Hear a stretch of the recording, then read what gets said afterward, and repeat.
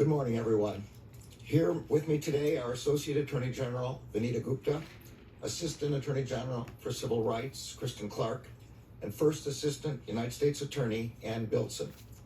I also want to acknowledge Mayor Jacob Fry, Council President Andrea Jenkins, Community Safety Commissioner Cedric Alexander, and Police Chief Brian O'Hara. Thank you all for joining us today. On May 25th, 2020, George Floyd was killed at the hands of a law enforcement officer who was sworn to protect him. As Mr. Floyd died, other officers failed to intervene. The Justice Department has since convicted 4 former Minneapolis police officers for their roles in the death of George Floyd. As I told George Floyd's family this morning, his death has had an irrevocable impact on the Minneapolis community, on our country, and on the world. His loss is still felt deeply by those who loved and knew him, and by many who did not. George Floyd should be alive today. Shortly after I was sworn in as Attorney General, I announced that the Justice Department had opened a separate civil investigation into whether the Minneapolis Police Department, the MPD, and the city of Minneapolis engage in a pattern or practice of unconstitutional or unlawful policing. I am here today to announce the findings of that investigation. I am also announcing that the Justice Department, the city of Minneapolis, and the MPD have agreed in principle to negotiate towards a consent decree. Since opening the investigation, the Justice Department has engaged in a comprehensive review of MPD's policies, training, supervision, and use of force investigations. Our review focused on MPD as a whole, not on the actions of any individual officer. We observed many MPD officers who did their difficult work with professionalism, courage, and respect. But the patterns and practices we observed made what happened to George Floyd possible. As one city leader told us, quote, "These systemic issues didn't just occur on May 25th, 2020. There were instances like that that were being reported by the community long before that." The Department of Justice has concluded that there is reasonable cause to believe that the Minneapolis Police Department and the city of Minneapolis engaged in a pattern or practice of conduct that violates the First and Fourth Amendments of the United States Constitution. There is also reasonable cause to believe that they engage in conduct that violates Title VI of the Civil Rights Act of 1964, the Safe Streets Act, and the Americans with Disabilities Act. Specifically, we found that MPD and the city of Minneapolis engages in a pattern or practice of using excessive force, unlawfully discriminating against Black and Native American people in enforcement activities, violating the rights of people engaged in protected speech, and discriminating against people with behavioral disabilities and responding to them in crisis. I will discuss each finding in somewhat greater detail. First, we found that the Minneapolis Police Department routinely uses excessive force, often when no force is necessary, including unjust, deadly force, and unreasonable use of tasers. MPD officers discharge firearms at people without assessing whether the person presents any threat, let alone a threat that would justify deadly force.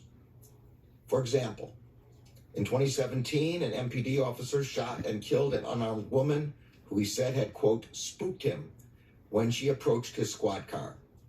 The woman had called 911 to report a possible sexual assault in a nearby alley. We also found that MPD officers routinely disregard the safety of people in their custody. Our review found numerous incidents in which MPD officers responded to a person's statement that they could not breathe with a version of, "You can breathe, you're talking right now." We also found that MPD officers failed to intervene to prevent unreasonable use of force by other officers. Indeed, as outlined in our report, Years before he killed George Floyd, Derek Chauvin used excessive force on other occasions in which multiple MPD officers stood by and did not stop him. Second, we found that MPD unlawfully discriminates against Black and Native American people in its enforcement activities, including the use of force following stops. Based on our review of the data, MPD officers stop, search, and then use force against people who are Black and Native American at disproportionate rates. The data showed, for example, that MPD stopped Black and Native American people nearly 6 times more often than white people in situations that did not result in arrest or citation, given their shares of the population. We found several incidents in which MPD officers were not held accountable for racist conduct until there was a public outcry. For example, after MPD officers stopped a car carrying 4 Somali American teens, one officer told the teens, quote, "Do you remember what happened in Black Hawk Down when we killed a bunch of your folk? I'm proud of that. We didn't finish the job over there. If we had, you guys wouldn't be over here right now." As everyone no doubt knows, this is a reference to the 1990s raid by American Special Forces in Mogadishu. Such conduct is deeply disturbing, and it erodes the community's trust in law enforcement. Third, we found that MPD violates the rights of people engaged in protected speech, including by retaliating against protesters as well as members of the press. For example, on May 30th, 2020, MPD officers encountered journalists who were sheltering at a gas station. One officer approached a journalist who was filming while holding up his press credential and shouting, "I'm press." The officer forcefully pushed the journalist's head to the pavement, and when the journalist held up his press credential again, an MPD sergeant pepper sprayed him in the face and walked away. Fourth, we found that MPD, along with the city, discriminates against people with behavioral health disabilities when responding to calls for assistance. Assistant Attorney General Clark will discuss these findings in further detail.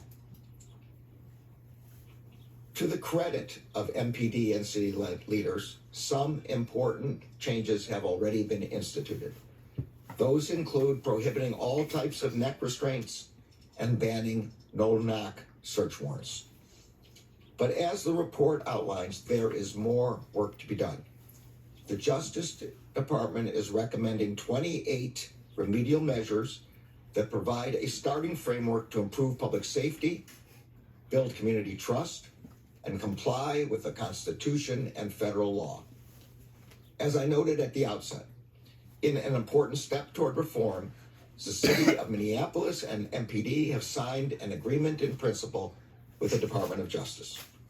This agreement commits the city and MPD to work with the Justice Department, the community, police officers, and other stakeholders to address the problems that we have identified. And this agreement commits all parties to the negotiation to negotiate a legally binding consent decree with an independent monitor.